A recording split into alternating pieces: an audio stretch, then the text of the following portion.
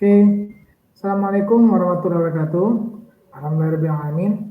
Wabillahi nasta'inu ala umuri dunya waddin. Wassalatu wassalamu ala asrofil anbiya wal mursalin ala sayyidina Muhammadin wa ala alihi washabihi ajmain amma ba'du. Teman-teman, hari ini kita kedatangan tamu istimewa. Bagi saya beliau adalah guru saya di YouTube ya, Mas Fandi. Ya, kali ini kita akan ditemenin dengan Mbak Rifa Anissa dalam acara webinar IMNU seperti biasa. Nah, sebelumnya gini, jadi Mas Fandi ini beliau adalah bisa dibilang aktif di YouTube ya, membangun aset digital, membangun aset di YouTube. Jadi bukan hanya AdSense YouTube ya, artinya aset digital yang bisa kita kembangkan. Mbak Rifa, mana Mbak Rifanya hilang nih? Mas Fandi gimana, sehat? Alhamdulillah sehat. Alhamdulillah. Mbak Rifa, Mbak. Ya, halo sebentar. Kita ini dulu Mbak. Mbak Rifanya kemana nih kabur nih? Sebentar ya. Ya, Mas Fandi Mas. Bisa nggak? Sebagai pembukaan nih, kita gimana nih kalau ngobrolin YouTube tuh dimulai dari mana dulu nih? Silakan Mas. Dulu, Mas. Oke, perkenalkan, Assalamualaikum warahmatullahi wabarakatuh. Halo rekan-rekan semua. Perkenalkan, nama saya Frandi Takwa Subahtiar, biasa dipanggil Frandi. Aktivitas sekarang di Pare Kediri ya, di Kampung Inggris, kalau teman-teman tahu, di Kampung Inggris. Terus kemudian juga ada di sekarang mengelola ada 3 perusahaan ya, di L Language Center, kemudian Jago Bahasa, dan yang di PT Kreasi Magenta Solusindo. Nah, di malam hari ini nanti sharing-sharing aja ya, kita nanti mau sharing-sharing tentang pengelolaan YouTube, yaitu tentang lebih fokus ke bagaimana kita membangun digital asset dengan YouTube gitu ya. Jadi pada malam ini kita akan lebih fokus bagaimana sih YouTube ini atau channel-channel kita nanti bisa menjadi sebuah aset digital sehingga bisa menghasilkan passive income per bulan. Nah, pembukanya gitu kira-kira. Nanti kita akan membahas tentang itu. Ini bisa share screen ya atau itu udah mulai ya? Boleh, bisa banget. Oh, udah mulai ya, tak share screen ya. Iya, boleh.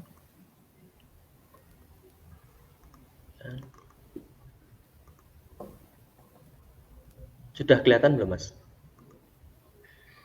Sudah ya. Oke. Jadi memang judulnya pada malam ini adalah membangun aset digital ya. Jadi memang kata kunci di sini ada ditebelin bahwa ada membangun kemudian aset digital. Jadi kalau kita bicara aset ini kan adalah sesuatu yang bernilai yang bisa menghasilkan value gitu ya, menghasilkan value. Nah, di sini otomatis kalau malam ini nanti kita akan bahas value-nya itu apa. Ya, selain benefit-benefit yang lain, pastinya juga benefit dalam bentuk materi gitu ya. Nah, ini kalau aktivitas sekarang sih ya, saya memulai usaha itu tahun 2008 di Bogor.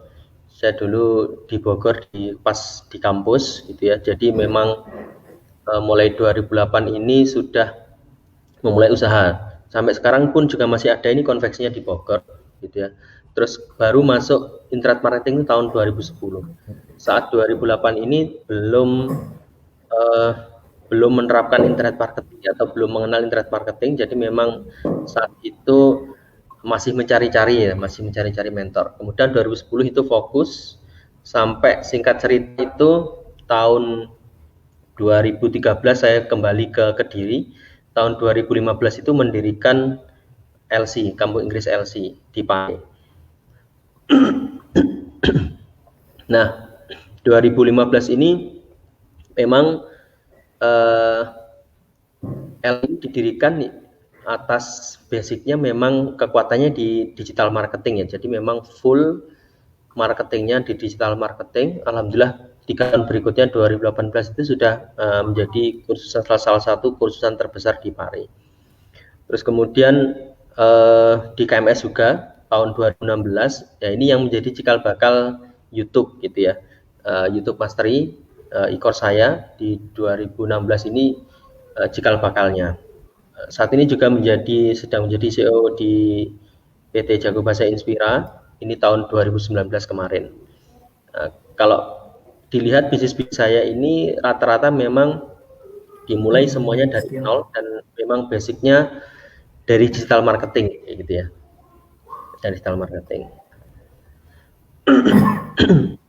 Nah, ini ya nanti kita akan lebih fokus membahas tentang bagaimana membangun aset digital. Jadi memang banyak, saya tidak akan membahas technical sebenarnya di sini, technical detail nanti tentang YouTube karena sesuai dengan judulnya itu bagaimana membangun aset digital. Maka nanti saya akan lebih menjelaskan bagaimana mindsetnya, karena yang terpenting menurut saya adalah mindset. Teknik itu bisa sangat mudah dipelajari, bisa dalam hitungan bulan itu kita bisa menguasai teknikalnya. Tapi kalau mindset kita sudah salah, itu nanti akan lebih sulit gitu ya untuk merubahnya, atau bisa jadi malah kita salah jalan. Nah, mayoritas orang itu fokusnya itu mengejar uang gitu ya, mengejar uang, ngejar omset, ngejar profit, sementing profit gitu ya. Kalau membuka bisnis itu, atau kalau internet marketer itu make money online bahasanya, karena mindsetnya make money, maka yang dikejar adalah uang gitu ya, kejar omset. Padahal uang itu kalau semakin dikejar dia akan semakin menjauh gitu ya bahasanya, semakin lari. Dan kita yang ngejar juga capek gitu ya, ngejar terus uangnya juga ikut lari juga. Ya, akhirnya cepet-cepetan. Kalau kita cepet ya bisa nangkep uang, kalau kita lambat ya nggak bisa. Nah, rata-rata kita akan menukarkan waktu dengan uang gitu ya. Waktu habis, energi kita habis gitu ya. Uangnya yang didapat kita juga nggak seberapa. Mayoritas kebanyakan orang melakukan itu. Nah, sebaiknya bagaimana gitu ya pertanyaannya. Sebaiknya bagaimana? Jadi memang uang itu harus dikejar, tapi ditarik gitu ya. Pertanyaannya bagaimana kita bisa menarik uang gitu ya. Jadi uang ini dia tertariknya disebut dengan value gitu ya. Semakin besar value kita, maka semakin besar daya tarik Anda terhadap uang. Nah, kalau kita bicara masalah value itu sebenarnya tentang kapasitas diri ya. Value kita adalah kapasitas diri, dan orang-orang sukses itu adalah orang yang fokus meningkatkan kapasitas diri. Kalau orang disebut orang kaya itu adalah orang yang fokus juga meningkatkan kapasitas dirinya. Nah, ini saya berikan di awal-awal memang banyak filosofi ya nanti ya. Contohnya filosofi wadah itu ya. Ketika hujan gitu ya. Hujan itu kan sumber rezeki ya, rezeki dari Allah yang diberikan kepada kita, pada umat manusia di muka bumi gitu ya. Kalau kita wadahnya kecil untuk menampung air, maka air yang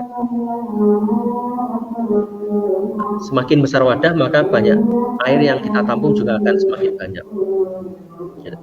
Nah, pertanyaannya bagaimana kita bisa agar mendapatkan banyak air? Maka kita cukup fokus dengan memperbesar wadah kita. Nah, wadah kita ini apa? Wadah kita ini adalah kapasitas kita, atau kalau kita bicara di bisnis ini adalah aset kita. Karena nggak mungkin kita bisa generate profit banyak atau generate omset banyak dengan secara konsisten dan stabil naik itu tanpa kita mengandalkan aset. Rata-rata kalau teman-teman itu akan cari profit, maka nggak mikir besoknya gimana gitu. Hari ini gimana, yang penting iklan, profit hari ini ya wes gitu ya. Terus besoknya lagi ngiklan lagi, profit lagi. Jadi tidak mikir bagaimana memperbesar kapasitasnya atau memperbesar asetnya. Nah, ini istilahnya air tadi adalah rezeki ya. Jadi agar kita bisa menerima rezeki yang besar, maka ya wadah kita harus diperbesar. Wadah ini adalah kapasitas. Nah, kapasitas ini kan dalam dimensi sebuah volume ya. Kalau kita pelajari dulu di SMP atau di SMA kita ya, rumus volume itu adalah panjang kali lebar kali. Maka rumusnya untuk meningkatkan kapasitas kita itu adalah sebenarnya panjangkan ilmu kita, lebarkan hati kita, dan tinggikan iman kita gitu ya. Jadi memang nanti kita akan banyak belajar bagaimana meningkatkan kapasitas kita. Nah, kita atau memanjangkan ilmu kita tentang mengelola aset digital, yaitu YouTube. Nah, ini sedikit ini ya, kenapa membangun aset ya? Ya karena menghasilkan passive income.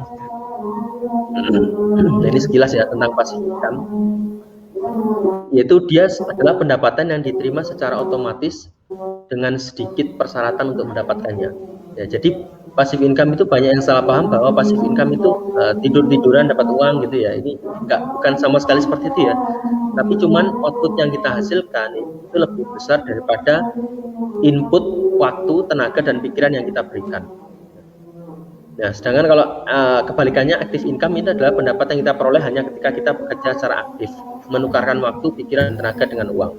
Jadi kita harus fokus bekerja, mencurahkan waktu dan pikiran kita, itu baru mendapatkan penghasilan, maka disebut masih active income.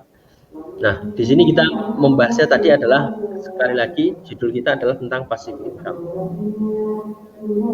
Nah, pertanyaannya mengapa passive income itu penting gitu ya?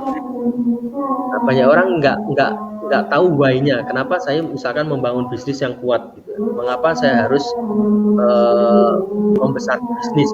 Atau mengapa kita harus punya passive income? Ini penting ya why-nya di awal, karena kalau kita why-nya nggak kuat atau kita nggak punya why, ya kita nggak akan bisa, nanti teknikalnya juga akan nggak ada semangat. Gitu ya. Jadi ini penting banget. Mengapa kita harus mempunyai passive income? Yang pertama adalah kita mempunyai kebebasan untuk melakukan sesuatu yang lebih berharga dan melakukannya karena pilihan, bukan karena keterpaksaan. Jadi kebanyakan orang itu misalkan YouTube gitu ya. Kenapa kok main YouTube misalkan? Rata-rata ya dalam tanda kutip mereka terpaksa karena ya misalkan kerja nggak dapat kerja gitu misalkan. Terus kemudian pengen menghasilkan menjadi satu-satunya cara, itu nggak seperti itu harusnya ya, karena kita mendapatkan passive income itu supaya bisa melakukan sesuatu yang lebih berharga, sehingga kita bisa melakukan sebuah pilihan-pilihan gitu. Terus kemudian mempunyai kebebasan waktu untuk melakukan usaha apapun yang lebih menghasilkan dan bermanfaat. Nah, ini juga sama ya, jadi kata kuncinya di sini adalah lebih menghasilkan dan bermanfaat. Jadi kita punya pilihan, tapi kalau kita nggak punya passive income, kita akan terjebak pada harus sehari-hari itu harus melakukan yang namanya active income. Terus kemudian bisa memaksimalkan waktu untuk melakukan hal yang lebih produktif, untuk meningkatkan skill, kapasitas diri, dan bermanfaat untuk orang lain. Ini hampir sama dengan nomor 2 tadi ya. Jadi kalau kita udah punya passive income, gitu ya, maka hari-hari kita itu bisa untuk meningkatkan kapasitas diri. Kita untuk bisa meningkatkan skill, misalkan belajar sehari itu kita ada targetnya belajar ini, macam ya. Terus kemudian kita mau bermanfaat untuk orang lain apa, misalkan itu organisasi apa, gitu. Terus misalkan untuk ikut kegiatan sosial apa, seperti itu. Kemudian melepaskan diri dari rutinitas yang begitu terus, tidak menantang dan kurang memberikan pertumbuhan nilai yang lebih besar. Ya, ini juga masih related ya, 1, 2, 3, 4 ini masih related. Jadi memang passive income ini goalsnya adalah supaya kita nggak terjebak rutinitas gitu ya. Bukan kita malah bersantai-santai gitu ya, bukan sama sekali, bukan itu gitu ya. Mendapatkan passive income bukan berarti tidak melakukan apapun. Nah, ini ya dijelaskan, berlibur lalu tidak melakukan apapun itu akan membosankan dan nggak akan bertahan lama. Ini juga kebanyakan orang motivasinya salah, bahwa passive income nanti kalau udah passive income banyak, dia akan santai-santai, bisa tidur-tiduran dapat uang. Nah, ini mindset yang kurang tepat. Jadi memang kalau kita mendapatkan passive income, misalkan kita mau liburan, kalau liburannya berkualitas, maka orang yang mindsetnya bagus, maka liburannya ini digunakan untuk menambah experience, gitu ya, untuk melakukan passion kita apa. Dan yang paling penting adalah untuk mendapatkan ide-ide kreatif yang itu bisa meningkatkan, balik lagi, meningkatkan kapasitas diri kita, meningkatkan value diri kita. Karena kembali lagi ya, uang itu tertarik kepada orang-orang yang memiliki value gitu ya. Orang-orang yang mempunyai kapasitasnya sudah siap menampung rezeki yang lebih besar.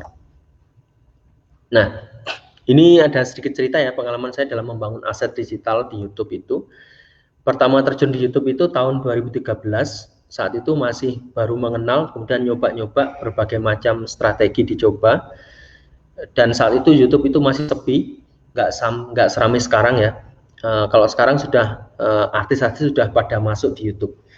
Kemudian 2 tahun berikutnya, tahun 2015 itu selama waktu 2 tahun trial error sudah mulai menemukan pola, ngerti algoritmanya bagaimana, arahnya seperti apa, faktor-faktor apa yang mempengaruhi video kita bisa viral. Saat itu satu channel itu menyentuh 60 juta ya, 60 juta per bulan. Tahun 2015 itu saya masih sendirian, belum ada tim di YouTube maksudnya, di khusus YouTube-nya. Biasanya setelah aktivitas di kampung Inggris tadi, di malamnya itu saya riset dan segala macam, ya, sampai menghasilkan kondisi seperti tahun 2016. Kemudian tahun 2016 itu saya mulai memberanikan membentuk tim, merekrut yang pertama itu 2 orang sebagai posisinya video editor. Nanti ada komposisi tim ya, jadi memang yang pertama dilepas itu rata-rata adalah video editor dulu. Video editor, kemudian voice over, kemudian berlanjut yang lain. Nah, tim inilah yang tahun 2016 ini menjadi cikal bakalnya terbentuknya PT Kreasi Magenta Solusindo yang sekarang yang walaupun sekarang sub unit bisnisnya tidak hanya membahas tentang YouTube ya, ada juga tentang online platform learning. Jadi ini salah satu YouTube ini adalah salah satu divisinya. Dan alhamdulillah grafik pendapatannya naik dari waktu ke waktu karena kita fokus pada bagaimana membangun aset, dan aset inilah yang akan menghasilkan atau menarik tadi ya, menarik rezeki, menarik uang. Nah, tahap-tahapannya seperti apa sih? Ya, nah, ini tahapannya secara umum bisa kita lihat seperti ini tahapannya. Jadi ada pra persiapan, kemudian ada fase persiapan, membuat konten dan upload video, melanjutkan channel, memaksimalkan revenue-nya, manajemen profit, dan membangun tim militan. Nah, di fase pra persiapan ini apa sih yang harus kita lakukan sebelum kita membuat sebuah channel? Yang pertama adalah kita harus menentukan niche apa yang mau kita kerjakan, atau kita harus memilih niche apa yang mau kita garap. Ada 5 hal yang harus kita perhatikan untuk memilih niche ini. Yang pertama adalah GPM. GPM-nya besar apa enggak? Jadi GPM ini adalah biaya yang dibayarkan advertiser kepada YouTube. Kalau yang kita terima itu adalah RPM. Nah, tapi GPM ini yang rata-rata datanya yang bisa kita lihat, bisa kita cek. Jadi kalau advertiser itu membayar mahal kepada YouTube, maka kita juga sebagai publisher kita juga akan mendapatkan bagi hasil yang lebih besar di YouTube. Gitu. Ini kalau bagi teman-teman yang YouTube misalkan ngejarnya di AdSense, ini penting banget ngecek GPM. Kemudian yang kedua adalah market size. Jadi niche itu nggak boleh sembarangan, kita harus ngecek juga dia pencariannya per bulannya berapa, market size-nya berapa, besar apa enggak. Jangan sampai kita membuat sebuah topik atau mengangkat sebuah tema yang itu nggak ada yang nyari, gitu, atau ada tapi sedikit banget. Itu nanti kita akan malah capek sendiri, gitu ya. Kemudian berikutnya adalah market trend. Market trend ini adalah tren ya kalau di YouTube Mastery ini kita mencari tema-tema, topik-topik yang evergreen. Dalam artian tema-tema yang tidak lekang oleh waktu atau yang dia terus ada pencariannya dari masa ke masa.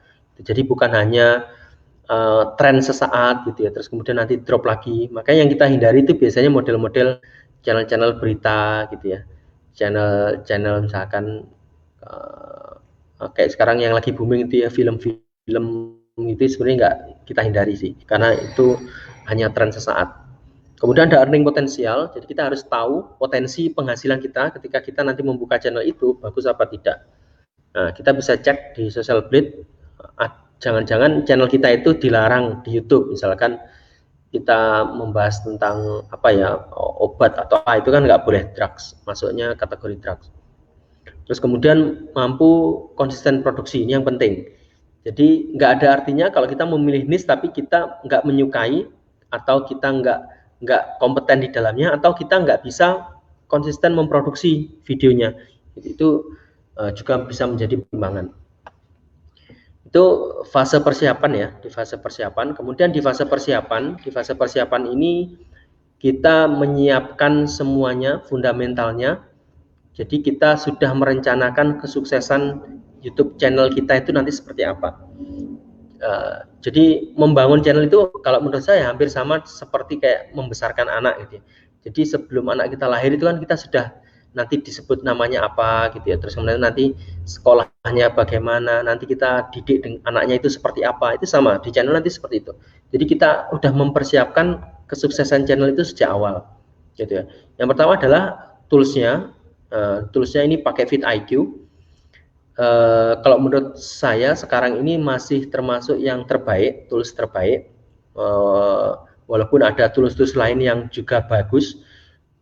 Dari tahun 2013, 2015 itu saya pakai Cubadi sampai 2019 ya 2019 baru berpindah ke vidIQ karena saya rasakan memang seperti lebih akurat gitu ya datanya.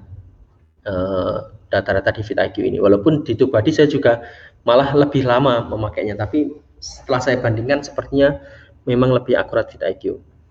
Kemudian metadata yang konsisten, ini yang sering kali tidak dipahami oleh teman-teman di ketika bermain di YouTube. Jadi gunanya apa sih metadata yang konsisten? Kalau metadata itu kan di YouTube ada namanya channel keyword, kemudian ada judul, deskripsi, tag gitu ya, terus kemudian playlist. Jadi metadata yang konsisten ini bertujuan supaya untuk mempermudah strategi SEO kita, supaya mudah pencariannya, atau supaya YouTube itu mengenali dengan cepat channel kita ini membahas tentang apa. Nah, nanti di itu ada strategi-strategi implementasi metadata yang konsisten kita apa, sehingga ada pengaturan-pengaturan di default tag, ada default description gitu ya. Itu penting dan itu fasilitas yang disediakan oleh YouTube, dan rata-rata itu YouTuber itu tidak memahami fungsi itu sehingga rata-rata default text sama default description-nya dikosongi. Padahal itu ada maksudnya supaya channel kita tidak menjadi channel yang dalam artian kalau satu video metadatanya bagus dan konsisten, orang nonton satu video kita itu akan nonton video-video kita yang lain karena akan tersuggest terus seperti itu. Tersuggest terus, kemudian ada playlistnya, kalau kita ada playlistnya, ada tersuggest playlistnya juga dan lain-lain. Kemudian berikutnya adalah aturan 40 video. Jadi ini patokan saya ya, jadi tidak harus 40 video tapi ini hanya berdasarkan riset saya bahwa video kita itu baru dikenali YouTube itu ketika kita sudah memposting video kita dengan 40 video. Otomatis sesuai dengan riset kita ya, sesuai dengan riset kita sudah dilakukan proses riset keywordnya benar, maka ketika kita sudah ngupload 40 video, ini rata-rata ya bisa lebih cepat, bisa lebih lambat juga. Tapi 40 video ini bisa menjadi patokan kapan kita harus berhenti, kapan kita harus berubah topik seperti itu ya. Jadi kalau sudah mengupload 40 video, rata-rata ada salah satu video kita yang bahasanya itu taking off. Taking off ini kalau di saya patokannya adalah ada yang mencapai lebih dari 10.000 view gitu ya. Jadi semua cara yang digunakan ini ada organik, tidak ada cara ads ataupun cara-cara yang lain, misalkan disuruh nge-view orang atau apa gitu, sebar-sebar link, itu nggak ada. Jadi semuanya murni optimasi di YouTube itu sendiri. Terus kemudian ketika kita sudah memahami aturan 40 video ini penting ya, jadi sebagai kayak guidance, sebagai arah kita menentukan kapan kita harus berhenti, kapan kita harus ganti topik. Terus kemudian adalah riset keyword. Riset keyword ini sangat merupakan salah satu bagian yang paling penting. Ini nanti prosesnya ada di vidIQ juga. Saya tidak akan menjelaskan detail karena kalau ini dijelaskan detail bisa riset keyword ini bisa 2 jam sendiri gitu ya. Ada prosesnya. Jadi di riset keyword ini nanti outputnya itu adalah kita mendapatkan channel keyword, kita mendapatkan default tag, dan kita juga mendapatkan playlist dan juga calon judul-judul untuk video kita. Kemudian fase implementasi ini maksudnya adalah kita tadi sudah ada 40 video metadata, itu diimplementasikan di sebuah settingan. Nah, kalau di YouTube nanti ada di settingan default tag dan default description. Terus terakhir adalah membuat daftar 40 video. Nah, 40 video ini kalau di saya rumusnya adalah 20 video berdasarkan riset keyword kata kunci dengan niche tertentu, dan 20 video berdasarkan niche tertentu tetapi yang lagi trending, gitu ya. Yang lagi trending tapi tetap disisipi dengan keyword-keyword evergreen. Nah, proses berikutnya tadi ya fase persiapan. Ini fase persiapan tadi ya. Ini sebenarnya kalau dijabarkan panjang ya, tapi nanti waktunya nggak cukup. Kita nanti lebih tanya jawab mungkin ya, kalau ada tanya jawab lebih detail. Terus kemudian ini fase membuat konten dan upload video. Jadi dalam membuat konten yang perlu kita perhatikan yang pertama adalah faktor viralitas. Jadi kita harus paham agar video kita ini viral itu apa aja yang harus dilakukan. Faktor viralitas ini ada 5. Yang pertama adalah session time. Session time itu adalah waktu yang waktu berapa lama orang ketika nonton di channel kita itu masih tetap berada di YouTube, gitu ya. Jadi ini diperhitungkan oleh YouTube. Yang kedua adalah watch time. Watch time ini adalah waktu tonton di video kita, gitu ya. Jadi semakin lama orang menonton di video kita itu akan berpotensi video kita akan viral. Yang ketiga adalah faktor CTR. CTR ini minimal ada 5%.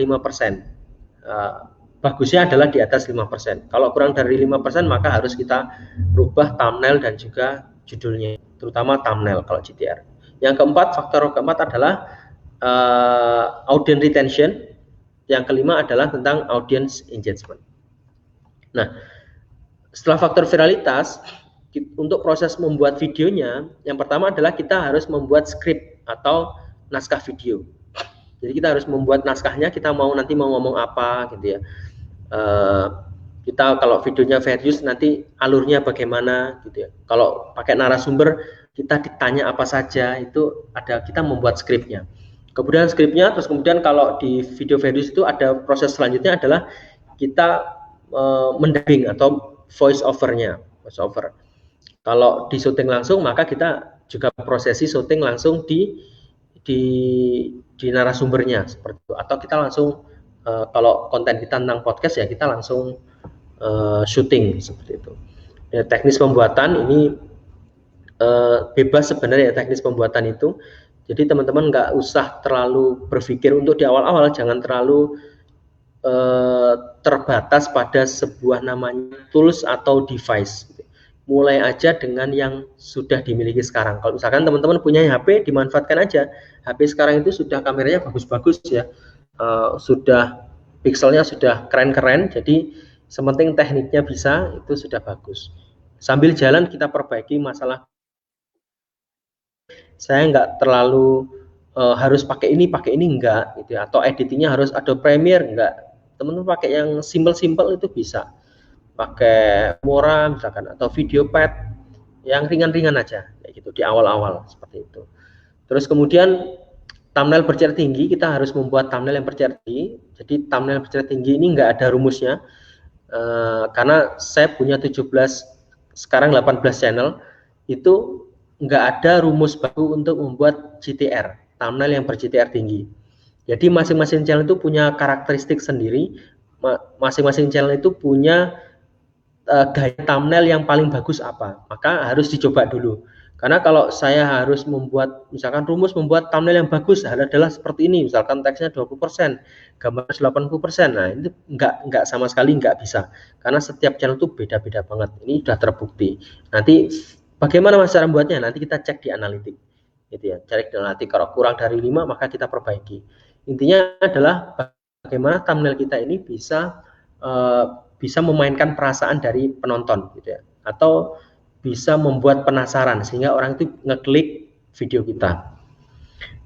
Kemudian upload video, di upload video ini juga ada settingan-settingan tertentu. Yang pertama adalah kapan kita harus ngupload video ini, dilihat juga di analitik kapan peak time para penonton channel kita ini rata-rata menonton video-video kita. Gitu ya. Jadi cara ngupload terbaik adalah 1 jam atau sampai 2 jam sebelum waktu peak time. Misalkan peak time kita itu adalah jam 8 malam, maka kita nguploadnya bisa jam 6 seperti itu. Terus kemudian di settingannya nanti pasti ya ada optimasi judul, optimasi deskripsi, optimasi tag, kemudian optimasi card, optimasi end screen dan lain-lain. Di upload ini cukup banyak juga dijelaskan. Nah itu tadi ya proses membuat konten dan juga mengupload video ini merupakan satu kesatuan ya. Jadi semuanya harus dilakukan dengan baik supaya benar-benar video yang kita buat itu nggak sia-sia. Kemudian fase melejitkan channel. Nah, setelah kita memproduksi 40 video, itu rata-rata pasti akan ada channel kita atau video kita yang taking off. Nah, dari situ analitik dari YouTube Studio itu pasti sudah bisa kita baca. Nah, kekuatan untuk melejitkan channel dari yang sudah taking off nanti terus kemudian channel kita bisa bertumbuh dengan cepat itu tidak ada cara lain kalau menurut saya ya. Tidak ada cara lain itu hanya dengan melihat analitik. Maka ketika teman-teman pengen melejitkan channelnya, itu teman-teman harus menguasai cara membaca analitik yang benar. Nah, di analitik ini yang paling penting itu adalah ada di cek ya, nanti masuk YouTube Studio, kemudian di analitik, kemudian ada di reach. Terus yang paling penting teman-teman perhatikan adalah traffic source, sumber traffic kita dari mana, kemudian ada di funnel YouTube, funnel YouTube-nya, nanti di situ ada data-data JR, kemudian view, duration, dan lain-lain. Kemudian penting berikutnya adalah kata kunci yang menjadi kekuatan channel kita. Sebenarnya channel kita itu trafficnya misalkan dapat dari YouTube penelusuran, nah ini merupakan bagus ya, apa namanya, sinyal-sinyal bagus bahwa channel kita ini sudah ditemukan berdasarkan tadi ya optimasi SEO-nya. Nah dari situ akan ada kata kunci yang menjadi kekuatan channel kita. Nah untuk melejitkan channel ini kita hanya berfokus berikutnya memproduksi video-video yang menjadi kekuatan channel kita, yaitu yang sesuai dengan keyword yang ada di YouTube analitik kita. Nah, setelah ini ya dilejitkan channel, ini rata-rata kalau saya optimasi itu satu channel itu 6 bulan itu sudah bisa melejit ya, dalam artian sudah menghasilkan dolar. Kalau kita fokus ke AdSense misalkan patokannya itu kita sudah bisa menghasilkan dolar sehari antara $5 sampai $10 itu dalam waktu 6 bulan. Karena kok bisa cepat? Karena memang kita hanya fokus pada needs ya. Jadi membuat YouTube itu jangan yang gaduh-gaduh, fokus ke pembahasan apa. Itu lebih nanti mudah dilejitkan. Nah, setelah channel kita berkembang, tumbuh, fokus berikutnya adalah bagaimana kita memaksimalkan revenue, gitu ya. Bagaimana channel yang trafficnya udah besar ini bisa menghasilkan penghasilan yang lebih besar lagi. Gitu. Ada banyak revenue stream. Kalau di sini ada 6 ya, ada 6. Yang pertama adalah YouTube AdSense. Ini adalah cara yang paling mudah, paling simple, karena kita nggak perlu ngapa-ngapain. Dalam artian kita hanya fokus memproduksi konten, membesarkan view, sehingga nanti penghasilan akan dengan sendirinya juga ikut membesar. Yang kedua adalah menjual produk digital. Nah, ini ya bagi teman-teman yang punya produk digital atau ya mempunyai produk digital ini juga bisa dimanfaatkan dengan berjualan di YouTube. Atau menjual produk atau jasa, ini yang saya lakukan juga di kursusan saya. Jadi ada kursusan offline dan kursusan bahasa Inggris online. Ini semuanya juga salah satu traffic source-nya adalah dari YouTube. Kemudian dari sponsorship, kalau misalkan kita membahas tentang dunia teknologi, nanti kemungkinan besar kalau channel kita udah besar akan banyak perusahaan-perusahaan yang pengen mengiklankan ini apa namanya produknya. Misalkan pengen mengiklankan tolong dong iklanin iniku apa namanya salah satu produk saya mau launching, misalkan HP baru misalkan, atau teknologi baru misalkan teknologi drone apa dan lain-lain. Kemudian yang kelima adalah YouTube Membership. Jadi YouTube Membership ini fitur baru dari YouTube dan merupakan prospeknya sangat bagus banget. Di Indonesia sudah bisa. Jadi ini bagus banget. Jadi kita misalkan kita punya membership, orang pengen mendapatkan hak-hak atau memang hak akses membership.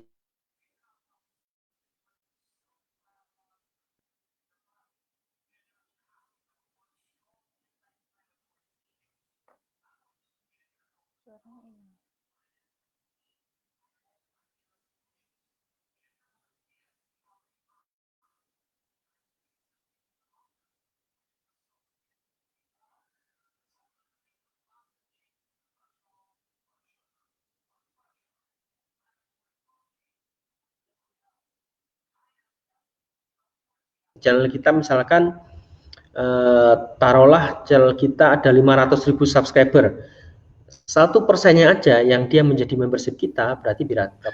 500.000, 50.000, 5.000. Ada 5.000 dikali 15.000. Nah, dan per bulan, dan itu per bulan. Terus kemudian membership ini juga ada tingkat-tingkatannya ya kan.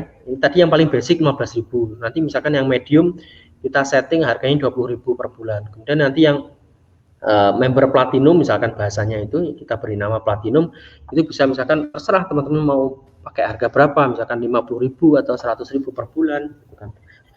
Keuntungan buat member apa? Dia akan mendapatkan akses materi-materi premium, atau tadi ya mendapatkan badge loyalitas atau emoticon khusus. Dan yang terakhir adalah affiliate. Ini bagi teman-teman affiliate marketer, ini juga sangat bisa memanfaatkan YouTube ini sebagai salah satu sumber traffic untuk affiliate. Nah, ketika profit kita udah besar, nah ini yang harus diperhatikan juga ya, karena kita fokusnya adalah membangun aset, maka jangan buru-buru ketika kita berpenghasilan besar itu langsung dihabiskan atau meningkatkan gaya hidup gitu ya. Karena ya kalau meningkatkan gaya hidup berarti ujung-ujungnya kita nanti akan terjebak pada tadi yang hanya ngejar uang, hanya ngejar omset, kita nggak tahu masa depan nanti seperti apa gitu ya. Maka manajemen profit yang simple itu sebenarnya adalah ya kalau kita profit, kita misalkan gajian per bulan itu jangan dihabiskan semua, diputar lagi, salah satunya menjadi aset. Kemudian asetnya itu apa? Kita nambah channel.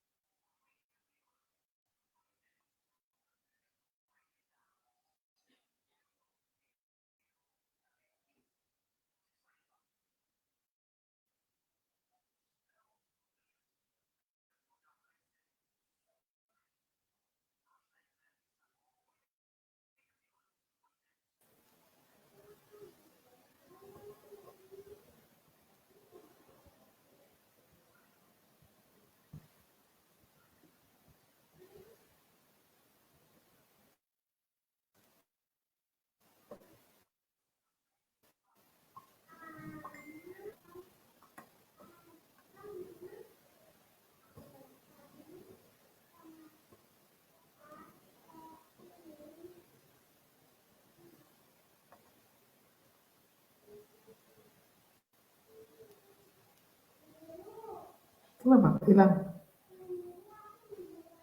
Iya, hilang.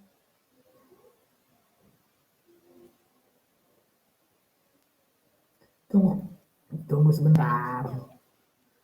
Kayaknya dia menghilang. Mungkin sinyalnya kayaknya. Ya, lagi asing-asingnya padahal ya.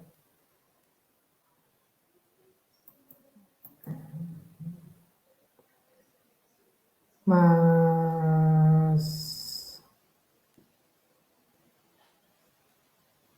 Randi. Kita lihat dulu ya. Mbak Rifa, Dalam. Ya. dari tadi obrolan tentang YouTube, sampean ngerti? Ya, sedikit ngerti sih. Cuman Sedikit. memang nggak bahas teknis ya. Ini kan memang general. Iya, lebih ke mindset ya. Lebih ke mindset orang itu kan pengen instannya aja. Ternyata untuk membangun YouTube tuh perlu kerja keras banget. Iya, banget. Perlu teknik-teknik tertentu. Dan Mas Fandi tadi ngajarin kita bagaimana caranya membangun dari nol. Dari nol itu kan berat. Dari nol sampai ke beberapa video, terus dia nggak ngajarin videonya mesti apa pakai Adobe Premiere gitu. Lebih ke rutin, lebih ke konsisten gitu ya. Ternyata teman-teman juga di Indo itu banyak loh pemain YouTube itu banyak banget pemain YouTube itu. Tapi kayaknya kendalanya memang konsistensi ya. Tunggu Termasuk ya, aku sendiri sebenarnya gitu sih. Gimana? Ya, kendalanya kalau nggak salah sih rata-rata konsistensi bikin video. Iya. Jadi permasalahan teman-teman tuh biasanya kan di konsisten video, membuat rutin minimal sehari satu video aja itu kan udah berat sebenarnya. Iya. Dari mulai Apalagi memikirkan konten, konsep, moodnya naik. sampai bisa menghasilkan satu video.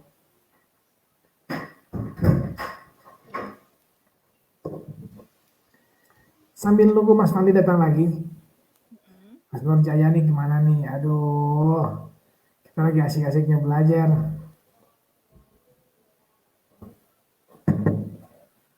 Kalau Ustadz Fahmi sendiri ada channel YouTube enggak? Ada, channel YouTube-nya Ibnu aja. Nggak punya. Saya nggak punya channel YouTube, Mbak. Saya nggak punya channel YouTube. Kan aku ada, cuman memang udah setahun nggak aktif. Jadi ya itu kendalanya memang mager ya. Maksudnya moodnya kalau begitu moodnya hilang itu udah agak masuknya lagi tuh agak susah ya. Iya. Mungkin teman-teman ada yang mau bertanya nanti ke Mas Fandi, kita dipersiapkan dulu pertanyaannya karena Mas Fandi mungkin lagi prepare ya. Tadi ada jaringan terputus, mungkin mati lampu atau kita nggak tahu kemana. Tapi siapkan dulu pertanyaannya ya. Marifa, kalau Marifa ini kan YouTube-nya dia channel apa? Ya. Ini siapa? Oh itu tutorial craft. Craft, gitu ya. Tutorial sama crafting.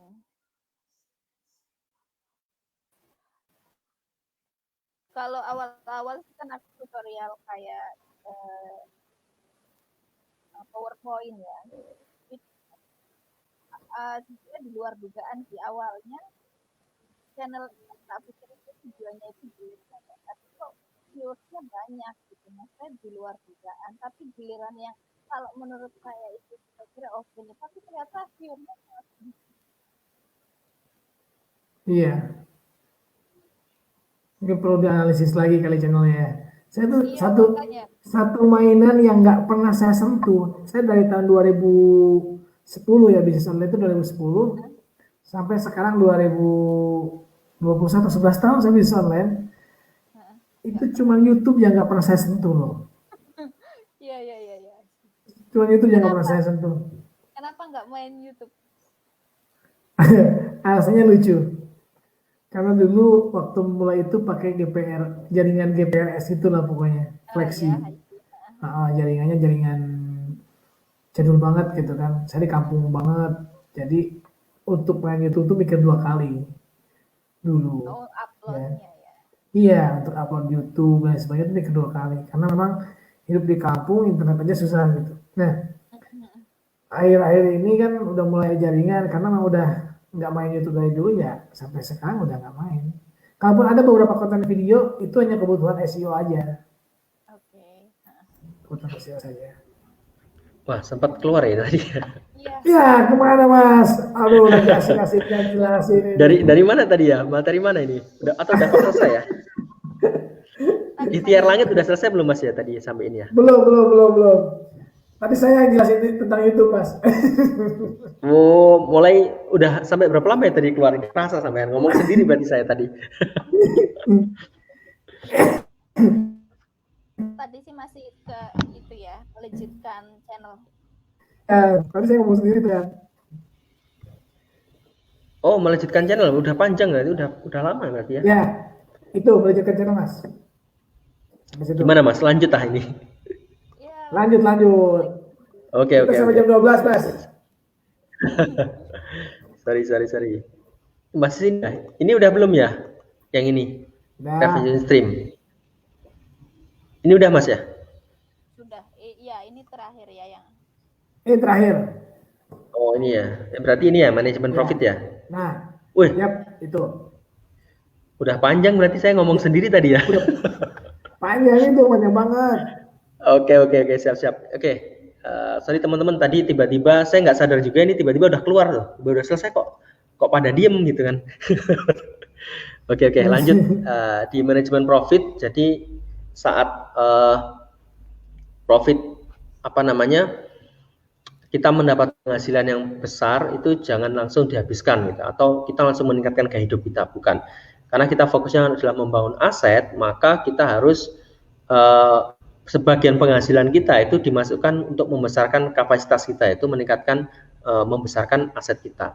Maka dengan cara kita bisa menambah channel, bisa menambah tim, atau kalau metodenya itu bisa scale up ataupun scale out. Kalau scale up itu berarti kita menambah produksi konten kita dalam satu channel. Misalkan kalau satu channel itu produksi sehari satu video, upload sehari satu video, maka kita bisa tambah sehari itu 2 gitu ya. Atau pakai metode scale out, kalau misalkan satu channel itu sudah menghasilkan 10 juta misalkan per bulan, kita bisa menambah lagi channel yang kedua dan seterusnya gitu. Ini juga belum ya berarti ya, membangun super tim ya? Belum.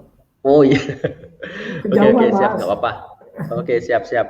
Nah, membangun super tim jadi gini, jadi memang kita itu nggak ini ya, dalam artian kita tuh nggak bisa apa-apa tanpa tim, gitulah istilahnya, mindsetnya kita seperti itu. Jadi saya yakini bahwa seorang single writer itu tidak akan bisa melakukan hal yang luar biasa gitu. Mungkin bisa, misalkan kita sering nonton Superman gitu ya, Batman gitu ya, tapi itu pun fiksi, nggak ada di dunia nyata gitu ya.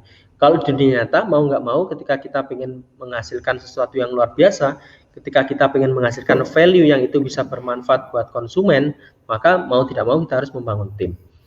Ini stepnya, simpelnya di sini ya. Tetapkan visi. Yang pertama adalah menetapkan visi. Jadi yang sebelum kita membangun tim, yang harus clear di kita adalah kita harus mau ngapain sih? Kita harus membuat visi. Visinya adalah visi yang bisa menyatukan, karena tim ini terdiri dari berbagai macam, banyak orang, ada banyak kepala, banyak beda-beda pemikiran juga, maka harus ada satu yang menyatukan, yaitu visi kita. Terus kemudian berikutnya ada rekrutmen. Jadi ketika visi sudah jelas, kita baru rekrutmen, jangan sampai dibalik. Jadi kita baru merekrut orang dulu, terus kemudian ketika udah terekrut bingung mau ngapain mas, ditanya, wah saya juga bingung ini mau ngapain gitu ya. Jadi yang pertama adalah kita visinya dulu jelas, baru rekrutmen. Kemudian kita pakai metodenya OKR untuk manajemen goals, manajemen performance, itu pakai OKR, Objective Key Result. Kalau dulu teman-teman mungkin mengenal bahasa KPI gitu ya.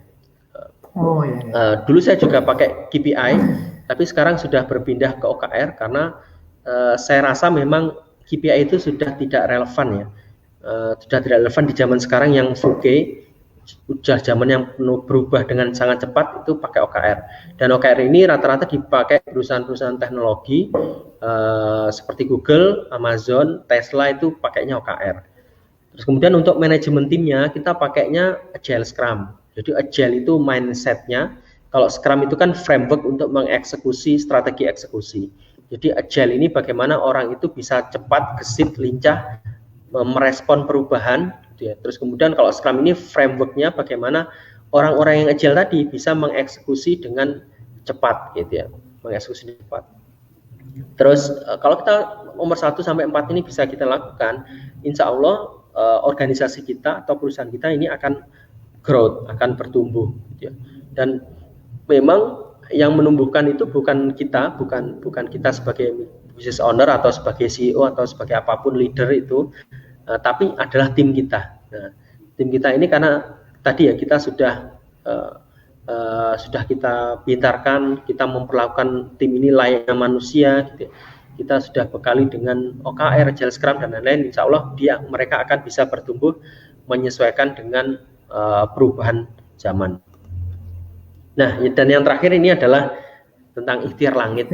Ya, jadi ya ada sebuah ini ya, kesuksesan itu tidak melulu tentang karena kepintaran kita, karena kecerdasan kita, karena strategi kita, karena kejeniusan kita, atau bahkan mungkin karena tim kita yang keren-keren. Itu nggak hanya tentang persoalan itu, tapi saya yakin sekali ada campur tangan lain, yaitu yang disebut dengan faktor langit.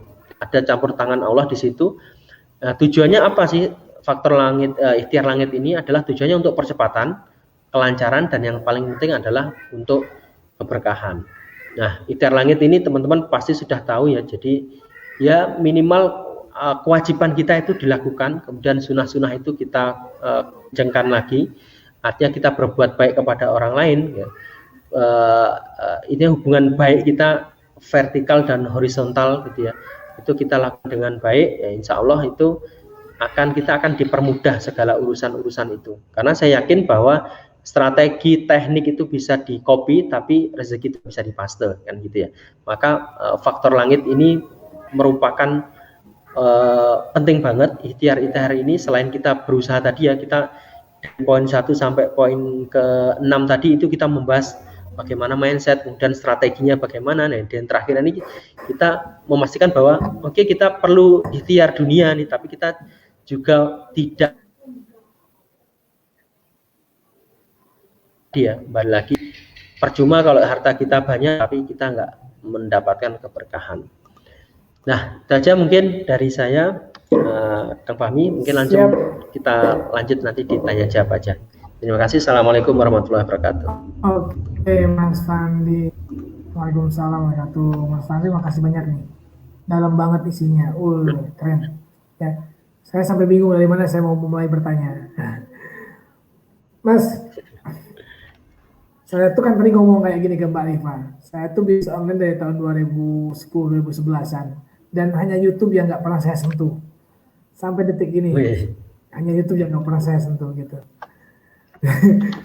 Kalau Mbak Rifa ini sendiri katanya udah punya channel YouTube ya Mbak Rifa ya? Iya, betul. Gimana Mbak, ada pertanyaan nggak buat Mas Rande nih sebelum ke teman-teman? Oke, aku boleh nanya. Kan gini, kapan tadi kan ada membangun super team ya, aku memang masih bingung di itu. Kapan saatnya kita membangun super team? Karena kan channel pertama awal-awal kan memang belum ada profit kayak gitu ya. Jadi bagaimana kita bisa membangun tim kalau memang belum ada profit gitu. Jadi kira-kira kapan kita harus membangun tim yang milik dan gitu, seperti itu. Iya. Gitu. Ya, betul. Jadi memang untuk membangun tim pertama pasti kita harus memulai sendiri, itu pasti. Saya dulu juga 2013 memulainya sendiri. 2013 sampai 3 tahun bahkan sampai 2016 itu baru membangun tim. Karena fasenya saat itu saya masih trial error ya, mencoba-coba segala macam. Sampai tadi yang saya jelaskan tadi itu sampai 60 juta itu ya. 60 juta penghasilannya di salah satu channel, tapi untuk sekarang nggak harus seperti itu. Kalau patokannya banyak teman-teman itu yang nanya, Mas, kira-kira saya bisa kapan mulai merekrut tim gitu ya. Kalau jawaban saya ya minimal itu 2 kali UMR, 2 sampai 3 kali. Jadi misalkan UMR di tempat kita misalkan 3 juta, maka minimal penghasilan kita adalah 6 juta. Tujuannya apa? Ya 3 juta itu untuk menggaji kita sendiri, menggaji diri kita sendiri. Nah, 3 juta sisanya itu untuk mengelola tadi ya, rekrut tim. Misalkan satu tim itu penghasilannya juga sama, gajinya misalkan 3 juta. Itu untuk backup itu. Nah, bagusnya ya 3 kali lah. Jadi misalkan kalau UMR-nya 3 juta, maka penghasilan di channel kita itu minimal 9 juta. Nah, penghasilan baik itu AdSense ataupun kalau misalkan ada revenue stream yang lain itu di total adalah seperti itu, 2 sampai 3 kali. Gitu Mbak Rifa. 2 sampai 3 kali, jadi sampai menghasilkan dulu Mbak Mas ya. Jangan maksain bangun tim dari awal. Ya, nanti malah kepikiran kita nggak fokus membesarkan channel kita, malah fokus besok ini gaji apa gitu kan malah. Iya, benar. Karena saya menemukan teman yang sekarang itu bangun channel, dia bangun tim dulu gitu, bukan bangun channel dulu. Iya. Berat kata dia, semakin berat. Ya iyalah, karena bayar orang dulu kan. Betul. Gimana Mbak Rifa? Iya. Buat teman-teman yang mau bertanya, kita akan saya jawab. Gimana Mbak? Sebelum ada yang nanya nih, Mas, saya misalkan nih kan untuk viewer ada maksudnya ada informasi kalau misalkan viewer itu bisa ini sama tim ya. Maksudnya tim besar itu misalkan ada satu sekelompok orang yang diminta untuk melihat, apakah itu efektif ya Mas ya? Untuk views atau untuk Ya. subscriber? Ya, langsung dijawab aja ya. Iya, monggo. Ya. Ya. Kalau gini, misalkan kita punya komunitas itu Mbak ya, misalkan, atau punya grup besar lah, misalkan isinya 10.000 gitu ya, itu nggak saya rekomendasikan karena memang itu nggak organik gitu ya. Jadi orang yang nonton itu belum tentu butuh video kita, gitu kan ya. Mungkin efeknya hanya berefek pada sekali 2 kali. Kalau terus kita nanti minta mereka nge-view gitu ya, nanti kan mereka bosan juga, ini ngapain sih kita nggak dikasih apa-apa, disuruh nge-view terus gitu ya. Karena memang nggak butuh gitu ya. Jadi kita makanya organik aja. Jadi kita membuat konten itu yang memang dibutuhkan orang. Jadi organik semua terjadinya. Jadi misalkan kita ngupload hari ini jam 6, terus kemudian nanti jam 8 itu udah 10.000 view, itu benar-benar murni dari orang yang memang mencari konten kita. Jadi nggak pakai share link gitu sih, kurang efektif. Tapi untuk awal itu nggak masalah sih Mbak, untuk memperkenalkan gitu atau membranding channel kita nggak masalah. Gitu. Tapi jangan keterusan. Nanti kalau keterusan nanti malah nggak fokus ke bikin kontennya, tapi malah fokus nyebar link gitu. Ini ada pertanyaan ya dari Mas Arif Ramadan. Rekomendasi niche yang tepat itu saat ini apa ya? Rekomendasi niche. Yang pertama tadi ya, ada untuk memilih niche ada 5 hal yang harus diperhatikan. Di nomor poin 1 sampai 5 kan bisa kita lihat ya, bisa kita riset, ada toolsnya. Dan yang nggak bisa dipaksakan itu adalah terakhir, yaitu kita ada passion nggak, atau kita mampu memproduksi niche itu secara konsisten apa enggak. Itu yang menurut saya paling penting, karena kalau kita misalkan gini, oke, niche yang bagus itu tentang misalkan otomotif, nah tapi kita nggak punya skill atau nggak punya minat lah istilah membuat video-video tentang otomotif, ya itu kan juga percuma, nanti efeknya tidak bisa konsisten.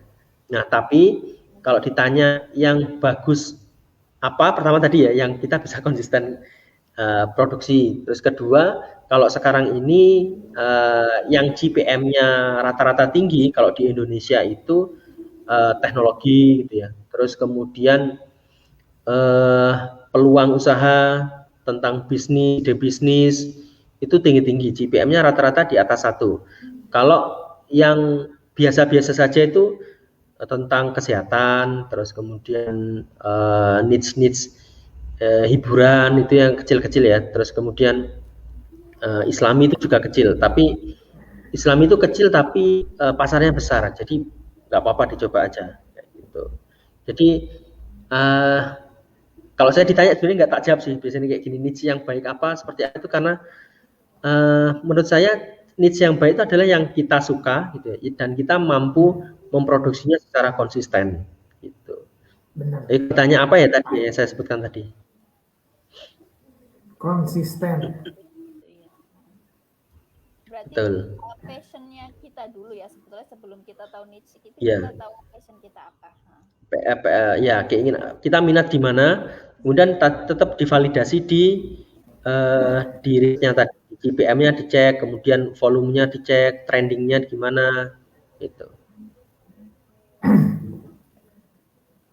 Iya, kalau misalkan untuk rata-rata kendala para YouTuber itu kan sebetulnya dia agak mut-mutan untuk bikin konten ya. Misalkan kalau nggak konsisten lah biasanya kayak gitu tuh gimana caranya ya Mas? Nggak mood bikin konten. Ya biasanya rata-rata kan mereka ada nggak ya terhenti itu nggak bikin konten lagi kayak gitu. Iya, nah itu pentingnya tadi ya 40 video. Ini hampir dialami oleh YouTuber pemula ya. Jadi misalkan gini, buat satu video nggak ada yang nge-view, membuat lagi besok masih semangat, 2 nggak ada yang nge-view atau view-nya sedikit, ketiga sedikit, keempat lebih sedikit, akhirnya kelima tutup channel gitu ya. Itu banyak dialami kayak gitu karena dia nggak paham tentang aturan 40 video gitu. Jadi yang penting ini adalah 40 video itu sebenarnya panduan bahwa kita harus tetap tenang, tetap santai selama di channel kita itu belum terupload 40 video yang sudah diriset dan senits, bukan yang gado-gado, itu kita nggak boleh berkesimpulan dulu. Ya, kita nggak boleh berkesimpulan dulu karena bukan berarti video kita itu nggak disukai orang, tapi karena memang ya memang YouTube belum mengenali channel kita sehingga dia nggak mempromosikan video-video kita gitu. Jadi harus 40 dulu video dulu. Jadi kenapa orang itu rata-rata tadi ya malas kemudian nggak konsisten karena dia nggak paham arahnya, tujuannya. Tapi kalau sudah tahu dia harus membuat 40 video, kan dia akan fight dulu minimal 40 video. Dan bisa bukan dipastikan sih. Ya 99% lah ya. Kalau teman-teman udah ngupload 40 video dengan berdasarkan riset yang sudah diajarkan, itu pasti ada video yang taking off. Lah, dari taking off itu biasanya muncul semangat. Oh, ini lagi trending nih, sehingga nanti produksi video lagi berikutnya. Trending lagi, membuat produksi video lagi berikutnya. Apalagi nanti ketika sudah menghasilkan. Itu pasti malas-malas itu hilang. Biasanya ini ya ada orang yang passionnya itu uang gitu ya. Jadi kalau udah menghasilkan ya seneng aja gitu ya. Udah menghasilkan. Gitu. Rekomendasi channel evergreen itu yang seperti apa ya? Channel evergreen itu ini nyarinya juga bisa ya di keyword planner bisa. Tadi kan pengertiannya evergreen itu adalah niche atau topik-topik atau kata kunci yang dia long lasting gitu ya. Long lasting artinya dia pencariannya itu selalu ada dari masa ke masa. Contohnya misalkan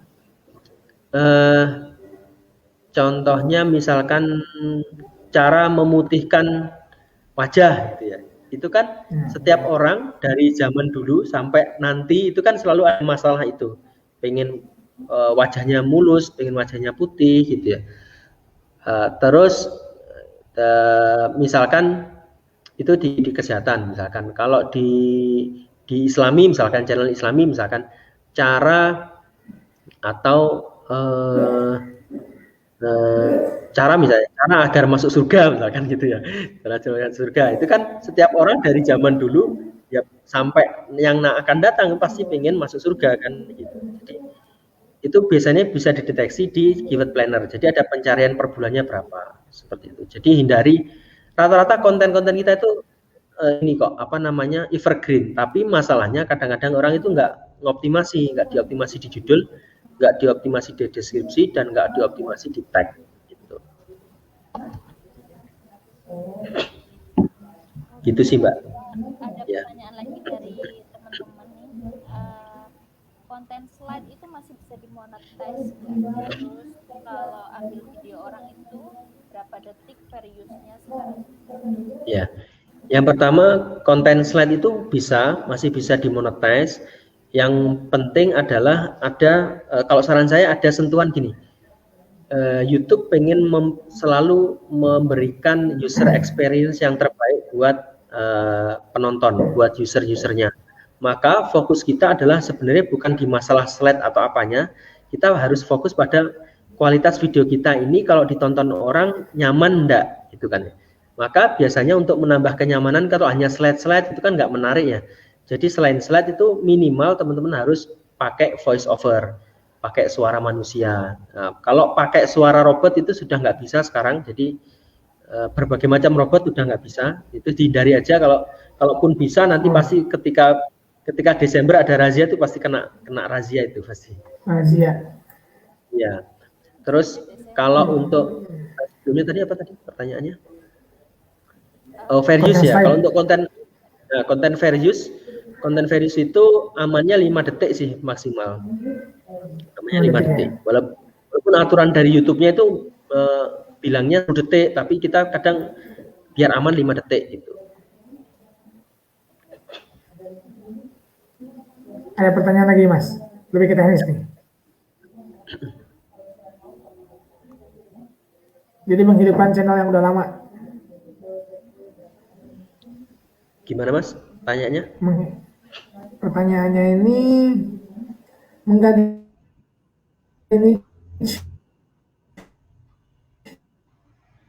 channel, karena channelnya udah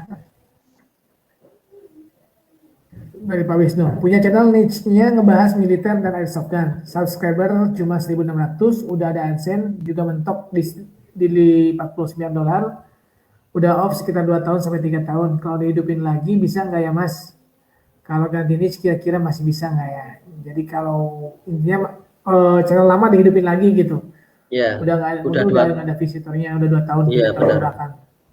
Wow, udah 2 tahun 3 tahun ya. Ini sudah bagus sih, udah menghasilkan juga, subscribernya udah lumayan. Ini diteruskan aja. Cara ngidupin lagi nggak ada cara khusus ya. Yang pertama adalah kita bisa ngelihat di analitik kita, dicek di analitik itu kata kunci apa yang naik. Nah, ketika sudah ada ya kita fokus ke kata kunci itu, diproduksi video dan rutin nanti setiap hari mulai produksi. Itu nanti pasti secara pelan-pelan akan naik lagi.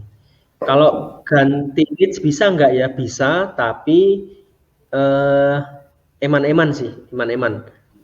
Kalau kecuali subscribernya masih kecil gitu ya, itu nggak apa-apa ganti. Kalau ini kan lumayan lah, udah 1.600, jadi eman-eman. Eman-eman. Sayang, Siap. sayang aja, sayang.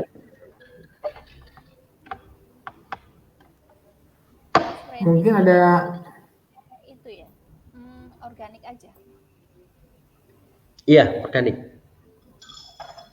Nggak pakai SEO YouTube atau apapun itu ya. Kalau yang dari Iya. pengalaman yang SEO pakai, tadi organik itu maksudnya pakai SEO. SEO itu organik. Ya. Nggak pakai ads lah, nggak pakai iklan-iklanan. Sekarang tuh saya menemukan banyak channel Mas, kalau dia nge-pushnya pakai iklan juga gitu. Jadi video YouTube diiklanin, iklan sampai iklan itu. Itu gimana Mas? Efektivitasnya? Untuk di awal itu nggak masalah sih, hanya kalau dalam apa fungsinya adalah untuk nge-branding ya, untuk memperkenalkan nggak masalah. Tapi kalau dia keterusan ngiklan ya itu sudah pasti dipastikan pasti rugi sih, dalam artian nggak nyucuk, pasti lebih banyak pengeluaran. Kalau ini hanya kalau bahas masalah AdSense ya, tapi kalau tujuannya untuk jualan produk ini beda cerita lagi. Nah, saya juga pakai ads yang di YouTube itu fokus untuk jualan. Kalau untuk jualan produk dan jasa itu saya pakai ads, tapi fokusnya ke jualan bukan untuk AdSense. Tapi kalau bagi teman-teman yang murni untuk AdSense ya jangan pakai ads, itu pasti rugi sih. Gitu. Ya. Ada pertanyaan lagi nih Mas. Kita bentar lagi juga ada beres. Nih, satu lagi. Kalau untuk upload video artis MP3,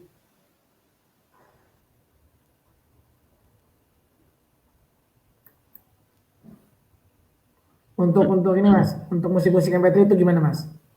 Masih banyak teman-teman yang main kayak gitu tuh. Musik ya. Nah, kalau musik ini cara bermainnya berbeda sih ya. Cara mainnya pakai lisensi sih ini. Ya, lisensi. Jadi ya pakai lisensi. Jadi memang ya nggak apa-apa kalau memang teman-teman fokusnya ke lisensi. Misalkan cover lagu itu fokusnya ke situ ya nggak masalah. Ada juga banyak ada banyak juga yang YouTuber sukses dengan cara itu. Nggak masalah. Saya pernah banyak beberapa ketemu dengan produser-produsernya lah. Iya betul. Tapi jangan sampai main itu tanpa megang lisensi ya, nanti malah capek sendiri. Pasti nanti pasti kena strike, kena macam-macam. Ya. Ada pertanyaan cukup panjang nih. Begini Bang, saya YouTuber pemula. Ini tentang tutorial. Salah satu video yang banyak dikunjungi di channel saya adalah tutorial OBS. Tetapi hanya satu video yang meramai. Rata-rata pengunjung per hari sampai angka 1.000 sampai 1.500. Saya mencoba membuat video serupa dan mengcopy paste tag dan lain-lain, tapi belum bisa menyamai view yang satu video tersebut. Sarannya bagaimana? Oh, jadi video itu cuma satu video yang naik. Itu gimana, Mas? Nah, itu dicek di analitik ya. Dicek di analitik, kemudian dicek traffic source-nya dari mana. Jadi kita supaya tahu itu view 1000 sampai 1500 itu dari mana? Apakah dari YouTube search, apakah dari browse future, ataukah dari suggested video? Nah, itu dicek. Nanti kalau misalkan ketahuan nih dari YouTube search, nah kita baru cek lagi di kalau di YouTube Studio itu ada di reach, kemudian ada di paling bawah pojok kanan itu ada namanya kata kunci pencarian. Nanti dicek misalkan kata kuncinya misalkan tutorial OBS apa gitu ya. Nah itu nanti kita produksi sesuai dengan itu. Jadi bukan menyamakan tagnya ya, mengcopy paste tag dan lain-lain itu bukan, tapi berdasarkan di YouTube analitiknya. Kekuatan channel kita itu apa, baru dibuat seperti itu. Nah kayak gitu sih. Jadi bukan dengan mengcopy paste tag dan lain-lain ya, karena kita kan nggak tahu apakah itu yang menyebabkan view 1000 sampai 1500 itu apakah gara-gara tagnya, kan belum tahu gitu. Berarti dicek di analitik dulu.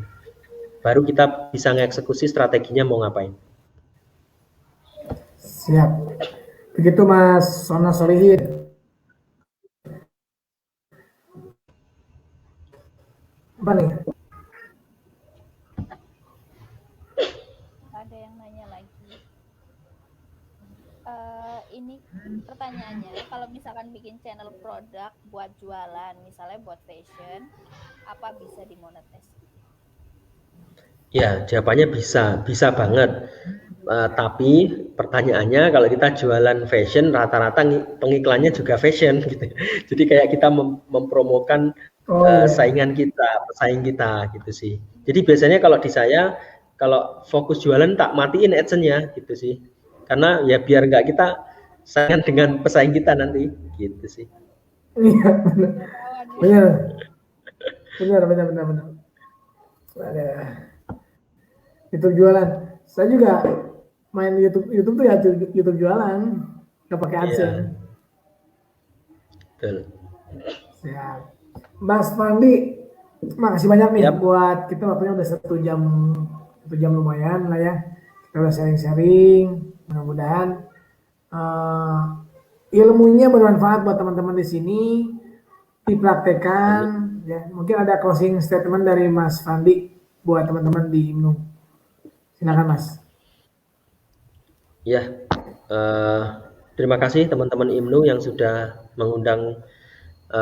Jadi intinya seperti yang pembahasan kita di malam ini ya. Jadi fokus kita jangan lagi kita fokus kepada hanya technical gitu ya. Pada fokus ngejar uang dan uang itu, ngejar profit, tapi kita fokuslah dengan membesarkan aset.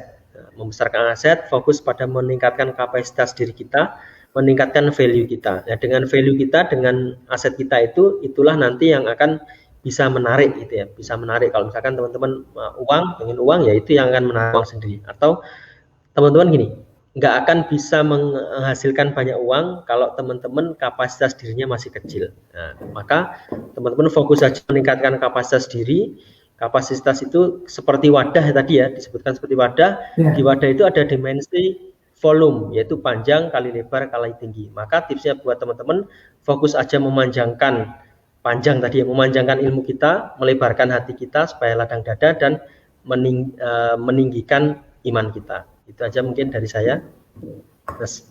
Siap Mas Fandi, makasih buat Mbak Rifa yang udah nemenin saya. Sama-sama. Sebenarnya tadi saya nggak bisa hadir sebenarnya, cuman karena Mbak Rifa yang menjadi hostnya, saya mesti hadir. Mas Fandi, makasih banyak. Ya, sama-sama Mas. Mbak Rifa, semuanya sehat-sehat semuanya ya. Mudah-mudahan bisnis kita selalu berkembang, tim kita selalu berkembang, dan semua apa yang kita lakukan bisa bermanfaat untuk bangsa dan agama kita. Ya. Itu saja dari kami. Buat Mas Fandi, makasih banyak. Mbak Rifa, makasih. Terima kasih buat teman-teman yang udah hadir dan bertanya. Ya, sampai ketemu di channel YouTube dan IMNU berikutnya. Assalamualaikum warahmatullahi wabarakatuh. Waalaikumsalam warahmatullahi wabarakatuh. Nah, diingetin soalnya 1 jam.